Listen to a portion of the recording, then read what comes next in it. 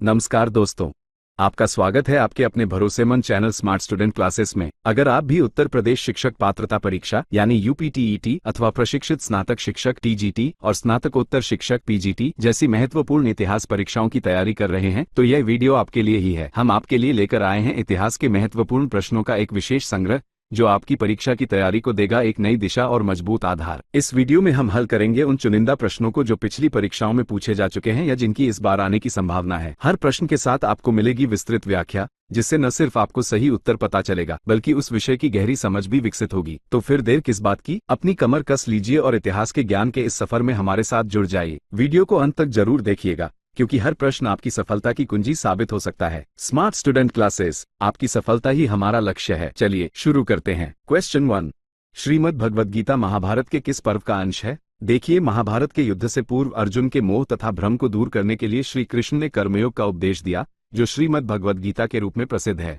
यह महाभारत के भीष्म पर्व का अंश है। इसका सही जवाब हो जाएगा ऑप्शन नंबर 2, भीष्म पर्व। क्वेश्चन 2, मंगल पांडे किस रेजिमेंट का सिपाही था? मंगल पांडे एक भारतीय स्वतंत्रता सेनानी थे जिन्होंने 1857 में भारत के प्रथम स्वाधीनता संग्राम में महत्वपूर्ण भूमिका निभाई। वो ईस्ट इंडिया कंपनी की 34वीं बंगाल इन्फेंट्री के सिपाही थे। इसका सही जवाब हो जाएगा ऑप्शन नंबर 3, 34वीं नेटिव इन्फेंट्री। क्वेश्चन 3, किस अंग्रेज यात्री ने अकबर के अधीन रत्न विशेषज्ञ की नौकरी प्राप्त की थी? विलियम लीड्स नामक अंग्रेज यात्री ने अकबर के अधीन रत्न विशेषज्ञ की नौकरी प्राप्त की थी। इसका सही जवाब हो जाएगा option number 2, William Leeds. Ralph Fitch Akbar के दरबार में आने वाला प्रथम अंग्रेज व्यापारी एवं यात्री था। क्वेश्चन 4, विजयनगर साम्राज्य और बहमनी राज्य के बीच कौन सा क्षेत्र विवाद का विषय था? विजयनगर साम्राज्य और बहमनी राज्य के बीच रायचूर दोआब का क्षेत्र विवाद का विषय था। इसका सही जवाब हो जाएगा ऑप्शन नंबर 2, रायचूर दोआब। रायचूर दोआब कृष्णा एवं तुंगभद्रा नदियों के मध्य स्थित क्षेत्र है। ये भूमि अपनी उर्वरता एवं अन्य सुविधाओं के कारण अनेक साम्राज्य जैसे चोल, विजयनगर, बहमनी राज्यों के मध्य युद्ध प्रतिद्वंद्विता का कारण बना। 1367 ई में विजयनगर शासक बुक्का प्रथम ने रायचूर दोआब को मांगे के तौर पर तुंगभद्रा दोआब में स्थित मुदगल के किले पर आक्रमण किया तथा यहां के नागरिकों का भीषण नरसंहार किया। क्वेश्चन 5, चांदी का टंका और तांबे का जीतल मुद्राओं का प्रचलन निम्नलिखित किस शासक ने कराया? इल्तुतमिश पहला तुर्क शासक था जिसने शुद्ध अरबी सिक्के चलाए। मुद्रा प्रणाली में इल्तुतमिश का योगदान सर्वाधिक है क्योंकि उसी ने चांदी के टंके और तांबे के जीतल प्रचलित करवाया था। इसका सही जवाब हो जाएगा ऑप्शन नंबर 1, शमसुद्दीन इल्तुतमिश, और एक चांदी के टंके का वजन 175 ग्रेन होता था। क्वेश्चन 6, किस मुगल शासक द्वारा सती के विरुद्ध राजकीय निषेध जारी किया गया? औरंगजेब एक कठोर शासक तथा कट्टर रूढ़िवादी सुन्नी मुसलमान था। इसी कारण वह हिंदुओं के प्रति असहिष्णु था। औरंगजेब ने 1663 ई में हिंदुओं के तीर्थयात्रा पर भी कर लगाया था और हिंदू व्यापारियों से भी वसूली की जाती था। इसने सती प्रथा पर प्रतिबंध लगाया। इसका सही जवाब हो जाएगा ऑप्शन नंबर 1, औरंगजेब। देखिए, 1668 ई में हिंदुओं द्वारा मनाए जाने वाले त्योहारों और धार्मिक अनुष्ठानों पर भी रोक लगा दी थी। 1669 ई में औरंगजेब ने काशी के विश्वनाथ मंदिर, गुजरात के सोमनाथ मंदिर और मथुरा के केशवराय मंदिर को तुड़वा दिया था। क्वेश्चन 7, निम्नलिखित किस अधिकारी के नियंत्रण में 2 विभाग, चल मुद्रा एवं लेखा होता था?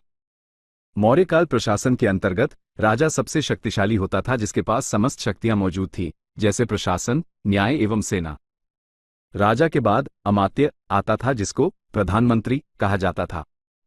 अमात्य के बाद तीर्थ अधिकारी होते थे जिसमें शीर्ष अधिकारी नियुक्त होते थे जैसे समाहर्ता जो राजस्व प्रधान, बलि कृषि विभाग को देखते थे, संनिधाता जो राजकीय कोषाध्यक्ष होता था, अक्षपलाध्यक्ष जो मुद्रा राजस्व एवं लेखा विभाग का अध्यक्ष होता था, संस्थाध्यक्ष जो व्यापारिक मार्गों का अध्यक्ष होता था। इसका सही जवाब हो जाएगा ऑप्शन नंबर 3, अक्षपलाध्यक्ष। क्वेश्चन 8, निम्नलिखित इतिहासों में किस एक में सबूतगीन से अकबर के शासन के 40वें वर्ष तक का इतिहास है? मुंतखब उत तवारीख ग्रंथ का लेखक अकबर का समकालीन विद्वान अब्दुल कादिर बदायूनी था। इसके 3 भाग हैं। इसके पहले भाग में दिल्ली के सुल्तानों, बाबर और हुमायूं के शासनकाल का वर्णन है। दूसरे भाग में 1595 ई तक अकबर के शासनकाल का वर्णन है और तीसरे भाग में मुसलमानों और संतों का विवरण है। इसका सही जवाब हो जाएगा ऑप्शन नंबर 1, मुंतखब उत तवारीख। क्वेश्चन 9, द नवाब नामक प्रसिद्ध नाटक किसके द्वारा लिखा गया है? द नवाब नामक प्रसिद्ध नाटक रूट द्वारा लिखा गया है। इसका सही जवाब हो जाएगा ऑप्शन नंबर 2, रूट।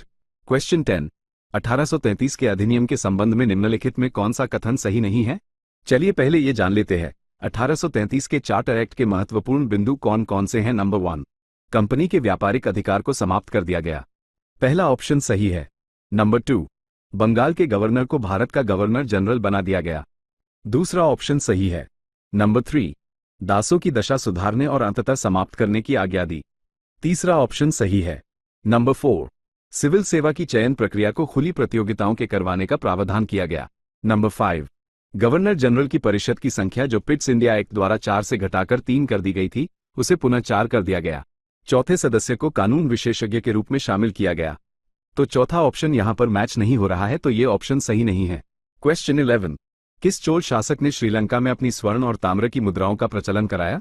परांतक द्वितीय के पुत्र अरिमोलिवर्मन ने चोल साम्राज्य की महत्ता को वास्तविक रूप से स्थापित किया। 985 ईस्वी में वह राजराज प्रथम के नाम से गद्दी पर बैठे। उनके शासनकाल से चोल साम्राज्य का इतिहास तमिल देश के इतिहास का अभिन्न हिस्सा बन गया। राजराज प्रथम ने केरल और पांड्य राज्यों को विजित करने के बाद सिंगल, श्रीलंका पर भी विजय प्राप्त की। उस समय सिंगल का राजा महेंद्र पंचम था। राजराज प्रथम ने श्रीलंका में अपनी स्वर्ण और ताम्र मुद्राओं का प्रचलन भी कराया। इसका सही जवाब हो जाएगा ऑप्शन नंबर 3, राजराज प्रथम। क्वेश्चन 12, यंग बंगाल आंदोलन किसने शुरू किया था? यंग बंगाल आंदोलन वर्ष 1828 ई में बंगाल में शुरू हुआ था। इस आंदोलन के प्रवर्तक Anglo Indian Henry Vivian Derozio थे। इनका जन्म 18 अप्रैल 1809 कोलकाता में हुआ था। इसका सही जवाब हो जाएगा option number 1, Henry Vivian Derozio. Question 13, वैदिक काल में किसे अन्य देवताओं और मनुष्यों के बीच मध्यस्थ देवता माना गया है? इसका सही जवाब हो जाएगा ऑप्शन नंबर 1, अग्नि। वैदिक काल में अग्नि को देवताओं और मनुष्यों के बीच मध्यस्थ देवता माना गया है। वैदिक काल के देवताओं को 3 समूहों में विभाजित किया गया था। आकाश के देवता सूर्य, धौस, वरुण, मित्रपूषण इत्यादि। अंतरिक्ष देवता इंद्र, मरुत, रुद्र, वायु, पर्जन्य इत्यादि। पृथ्वी के देवता अग्नि, सोम, पृथ्वी, बृहस्पति इत्यादि। क्वेश्चन 14, ऋग्वेद में धनाढ्य व्यक्ति के लिए निम्नलिखित में से किस शब्द का प्रयोग किया गया था? प्रारंभिक वैदिक समाज की अर्थव्यवस्था का मुख्य आधार पशुपालन था। उस काल में गाय को विनिमय का प्रमुख साधन माना जाता था। व्यक्ति की संपन्नता का माप उसकी गायों की संख्या से किया जाता था। जिसके पास जितनी अधिक गायें होती, उसे उतना ही अधिक धनवान समझा जाता था। ऐसे व्यक्ति को गोमत कहा जाता था। इसका सही जवाब हो जाएगा ऑप्शन नंबर 4, गोमत। क्वेश्चन 15, साइमन कमीशन की नियुक्ति के समय भारत मंत्री लॉर्ड बर्कनहेड इंग्लैंड के किस राजनीतिक दल के सदस्य थे? साइमन कमीशन की नियुक्ति के समय भारत मंत्री लॉर्ड बर्कनहेड इंग्लैंड की कंजर्वेटिव पार्टी के सदस्य थे। इसका सही जवाब हो जाएगा option number 3, conservative party. Question 16, किस दिल्ली सुल्तान को अपनी विद्वता के कारण अपने युग का अरस्तु कहा जाता है? संभवतः मध्यकालीन सभी सुल्तानों में मोहम्मद बिन तुगलक सर्वाधिक शिक्षित, विद्वान एवं योग्य व्यक्ति था। इसका सही जवाब हो जाएगा option number 4, Mohammad Tughlaq. Question 17, किसने पुस्तक अ गिफ्ट टू मोनोथिस्ट्स का फारसी में लेखन किया है? सन 1803 में राजा राम मोहन राय ने अपनी पहली पुस्तक तोहफत उल मोहिदीन या गिफ्ट टू मोनोथिस्ट्स प्रकाशित की, जिसमें उन्होंने एकेश्वरवाद, एकल ईश्वर की अवधारणा के पक्ष में तर्क दिया है। इसका सही जवाब हो जाएगा ऑप्शन नंबर 3, राजा राम मोहन राय। क्वेश्चन 18, 1887 ई में देव समाज की स्थापना कहाँ की गई? सन 1887 में देव समाज की स्थापना शिवनारायण अग्निहोत्री द्वारा लाहौर में की गई थी। शिवनारायण अग्निहोत्री इससे पहले ब्रह्म समाज के सक्रिय सदस्य थे। देव समाज का मूल उद्देश्य रंग, पंथ, जाति आदि में भेद किए बिना सभी वर्गों के लोगों में विचारों, कार्यों और भाषा, सच्चाई और अच्छाई का प्रचार करना है। इसका सही जवाब हो जाएगा ऑप्शन नंबर 3, लाहौर। क्वेश्चन 19, नेत्तिप्पकरण ग्रंथ किसके उपदेशों से संबंधित है? नेत्तिप्पकरण ग्रंथ अनुमानतः प्रथम सदी के आसपास की रचना है और इसमें बुद्ध के उपदेशों का वर्गीकरण, पाठों के शास्त्रीय नियम, मंतव्यों की नाना दृष्टियों से सूक्तियों तथा शब्दों की व्याख्या एवं तात्पर्य पर निर्णय उपस्थित करने का प्रयत्न किया गया है। इसका सही जवाब हो जाएगा option number 2, Mahatma Buddha. Question 20, Delhi सल्तनत काल में मसाहत शब्द का प्रयोग भूमि माप के लिए किसके शासन काल में किया गया? मसाहत शब्द का प्रयोग भूमि की पैमाइश के आधार पर उपज का निर्धारण करने के लिए किया जाता था। ये प्रणाली अलाउद्दीन खिलजी ने प्रारंभ की थी। इसका सही जवाब हो जाएगा option number 2, Alauddin Khilji. Question 21, अपनी मृत्यु के पूर्व बलबन ने किसको अपना उत्तराधिकारी मनोनीत किया था? अपनी मृत्यु से पूर्व बलबन ने अपने पौत्र शहजादा मोहम्मद शाह का पुत्र कैखुसरो को अपना उत्तराधिकारी नियुक्त किया था। इसका सही जवाब हो जाएगा ऑप्शन नंबर 4, कैखुसरो। क्वेश्चन 22, 1938 में हरिपुर कांग्रेस अधिवेशन के दौरान सुभाष चंद्र बोस का महत्वपूर्ण कदम था। वर्ष 1938 में हरिपुरा कांग्रेस अधिवेशन की अध्यक्षता सुभाष चंद्र बोस ने की थी। इसी अधिवेशन में जवाहरलाल नेहरू के नेतृत्व में राष्ट्रीय योजना समिति की स्थापना की गई थी। इसका सही जवाब हो जाएगा ऑप्शन नंबर 3, क्योंकि कांग्रेस ने योजना आयोग के विचार को शुरू किया। क्वेश्चन 23, किस शिलालेख में अशोक ने अपने को पियज्जी लाजा मागधे कहा है? अशोक के लगभग 40 अभिलेख प्राप्त हुए हैं। ये ब्राह्मी और खरोष्ठी लिपियों में लिखे गए हैं। अशोक के ब्राह्मी लिपि में लिखित संदेश को सर्वप्रथम जेम्स प्रिंसेप ने पढ़ा था। अशोक के अभिलेखों को 3 भागों में विभाजित किया जाता है। आई शिलालेख, ई स्तंभलेख, ई गुहालेख। अशोक ने अपने भाब्रू शिलालेख में स्वयं को पियज्जी लाजा मागधे कहा है, अर्थात मगध का प्रियदर्शी राजा। इसका सही जवाब हो जाएगा ऑप्शन नंबर 2, भाब्रू शिलालेख। क्वेश्चन 24, लखनऊ में 1857 की क्रांति का नेतृत्व कौन कर रहा था? लखनऊ में 4 जून 1857 को अवध की बेगम हजरत महल ने अपने अल्पवयस्क पुत्र बिरजिस कादिर को नवाब घोषित करते हुए विद्रोह का नेतृत्व किया। इसका सही जवाब हो जाएगा option number 2, Begum Hazrat Mahal. Question 25, मध्य पुरापाषाण काल के पाषाण उपकरण बने थे? मध्य पुरापाषाण काल में मानव ने अपने उपकरणों को पहले की तुलना में अधिक सुंदर, सुडौल, छोटे, पैने और उपयोगी बना लिया था।